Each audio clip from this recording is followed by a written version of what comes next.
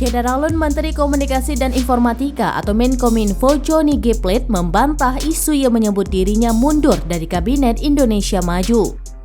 Johnny mengatakan dirinya masih bertugas sebagai menteri.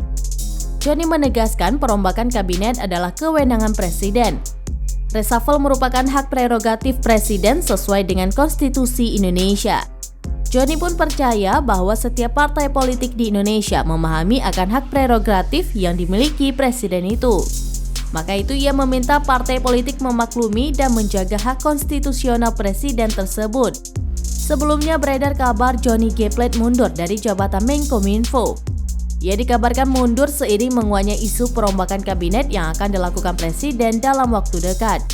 Dewan Pimpinan Pusat atau DPP Partai Nasdem juga telah membantah isu sekjen partainya itu mundur sebagai Menkominfo. Wakil Ketua Umum Partai Nasdem Ahmad Ali mempertanyakan pihak yang menyebarkan isu tersebut. Ali mengaku telah berkomunikasi dengan Johnny. Menurutnya dalam komunikasi itu tidak ada pembicaraan mengenai pengunduran diri tersebut. Ia pun tidak mengetahui apakah isu tersebut sudah didengar oleh Ketua Umum Nasdem Surya Paloh.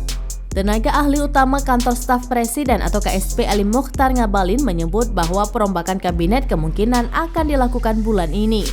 Ngabalin mengatakan bila nantinya Presiden Jokowi jadi melakukan reshuffle, para menteri yang diganti diminta untuk tidak marah dan harus tetap tersenyum. Presiden Jokowi belum mau berbicara panjang terkait rencana perombakan kabinet atau reshuffle.